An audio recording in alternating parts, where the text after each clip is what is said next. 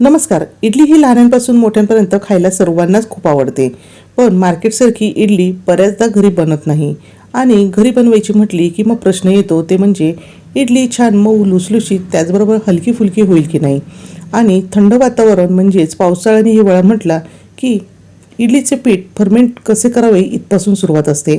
त्यासाठीच हा व्हिडिओ आहे. इथे मी 4 ग्लास एवढं रेशनचा तांदूळ घेतलेला आहे. आता जर तुमच्याकडे रेशनचा तांदूळ नसेल तर त्याऐवजी तुम्ही कोणताही जाड तांदूळ इथे वापरला तरी चालणार आहे. 4 ग्लास तांदळासाठी इथे मी 1 ग्लास एवढी सफेद उडदाची डाळ घेतलेली आहे. डाळ आणि तांदूळ मी स्वच्छ असे निवडून घेतलेले आहे आणि ते आता मी व्यवस्थित असे मिक्स करून घेणार आहे.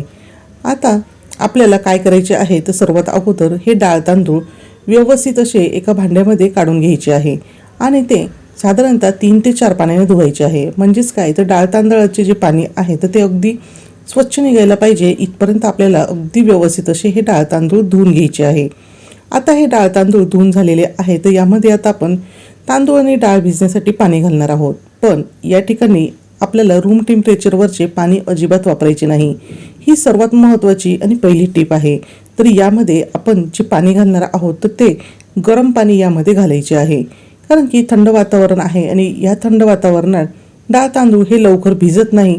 त्यासाठी आपल्याला इथे अशा पद्धतीने गरम पाण्याचा वापर करायचा आहे आणि यामध्ये भरपूर असे मी गरम पाणी घालून घेतलेले आहे आणि पुन्हा डाळ तांदूळ खालपासून वरपर्यंत व्यवस्थित आपल्याला अशा पद्धतीने हलवून घ्यायचे आहे आणि साधारणतः यावर घट्ट असे झाकण ठेवायचे आहे आणि उत्तर ठिकाणी किंवा किचन ओट्यावर एखाद्या कोपऱ्यात आपल्याला हे डाळ तांदूळ झाकून ठेवायचे आहे साधारणतः 7 ते 8 तासासाठी.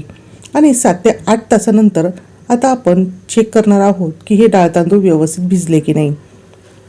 तसं तर आपण इथे गरम पाण्याचा वापर केलेला आहे त्यामुळे डाळ तांदूळ अगदी व्यवस्थित असे भिजणार आहेत. तर इथे तुम्ही बघू शकता डाळ आणि तांदूळ छान असे भिजलेले आहेत आणि यामधली जी डाळ आहे तर तीसुद्धा आपण दाबून बघणार आहोत. तर अशा पद्धतीने दाबल्यावर लगेच ती मोडली जाते म्हणजे समजावे की डाळसुद्धा छान अशी भिजली आहे. आता आपण डाळ आणि तांदूळ एका मिक्सरच्या भांड्यामध्ये थोडे थोडे करून दळून घेणार आहोत आणि आपल्याला इथे जर आवश्यकता लागली तर आपण यामध्ये जे पाणी घालणार आहोत तर ते डाळ तांदूळ भिजवण्यासाठी जे पाणी वापरलेले आहे तर त्याच पाण्याचा वापर करायचा आहे. म्हणजेच डाळ तांदूळ भिजवून झाल्यानंतर त्यावरचे जे पाणी आहे तर ते आपल्याला टाकून द्यायचे नाही. तर डाळ तांदूळ दळताना पाण्याची आवश्यकता लागली तर त्याच पाण्याचा वापर करायचा आहे. आणि ही दुसरी अगदी महत्त्वाची टीप आहे. यामुळे सुद्धा डाळ तांदूळ फर्मेंट होण्यासाठी खूप जास्त मदत होते. आता या ठिकाणी आपल्याला डाळ तांदूळ दळताना सुद्धा कमीत कमी पाण्याचा वापर करायचा आहे. आता मी असे का म्हणते हे तुम्हाला मी पुढे जाऊन सांगणारच आहे. तर इथे जेवढं आवश्यक आहे तेवढंच मी इथे पाण्याचा वापर करून हे डाळ तांदूळ छान असे दळून घेतलेले आहे. तर अशा पद्धतीने आपले हे सर्व मिश्रण इडलीचे आहे तर हे दळून तयार झालेले आहे. इथे मी एक पातेले घेतलेले आहे आणि त्यामध्ये अर्धा ग्लास पाणी अगदी कडकडीत गरम करून घेणार आहे. आता हे कडकडीत गरम करून घेतलेले पाणी आपल्याला तयार करून घेतलेल्या इडलीच्या मिश्रणामध्ये घालून घ्यायचे आहे. आता हे अशा पद्धतीने पाणी घालायचे होते म्हणूनच मी इडलीचे मिश्रण दळताना त्यामध्ये कमीत कमी पाणी वापरा असे सांगितलेले होते. आता हे मिश्रण जे आहे तर ते आपल्याला खालपासून वरपर्यंत अगदी 2 ते 3 मिनिट फेटून घ्यायचे आहे. हिवाळ्यामध्ये आणि पावसाळ्यामध्ये उष्णता कमी असते त्यामुळे पीठ हे लवकर फर्मेंट होत नाही आणि मग अशा पद्धतीने जर आपण यामध्ये गरम पाण्याचा वापर केला तर पीठ छान असे फर्मेंट व्हायला मदत होते. त्यानंतर एखाद्या पातेल्यामध्ये किंवा अशा पद्धतीने कुकरमध्ये झाकण लावून हे पीठ छान असे फर्मेंट होण्यासाठी ठेवायचे आहे. आता रात्रभर मी हे पीठ व्यवस्थित झाकून ठेवलेले होते आणि अगदी पहाटे आता मी हे पीठ उघडून बघणार आहे. तर या ठिकाणी तुम्ही बघू शकता की पीठ हे आपले छान असे फुललेले आहे आणि अगदी मी हे पहाटे उघडलेले आहे त्यामुळे हे थोडेसे आपल्याला कमी फर्मेंट झालेले दिसते. पण जर मी अजून एखादे तासभर हे पीठ जर असेच ठेवले असते तर हे अजून छान फर्मेंट झाले असते. पण तरीसुद्धा तुम्ही इथे बघू शकता की हे पीठ छान फर्मेंट झालेले आहे आणि चमच्याने हलवले असता इथे तुम्हाला जाणवतच असेल की अगदी हलके फुलके हे पीठ इथे दिसत आहे.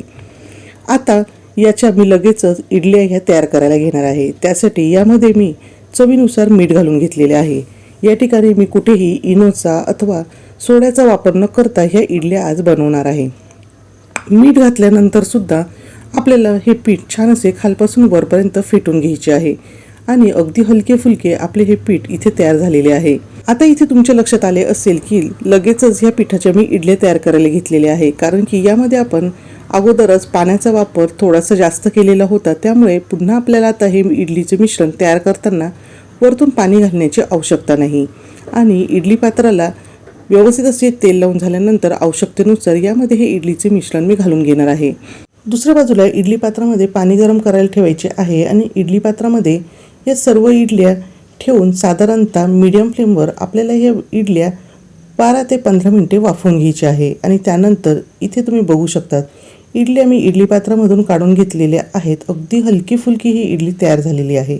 आणि एक इडली आपण या ठिकाणी तोडून बघूयात. तर इथे इनोचा सोड्याचा वापर न करता सुद्धा ही इडली अगदी जाळीदार मऊ लुसलुशीत अशी तयार झालेली आहे.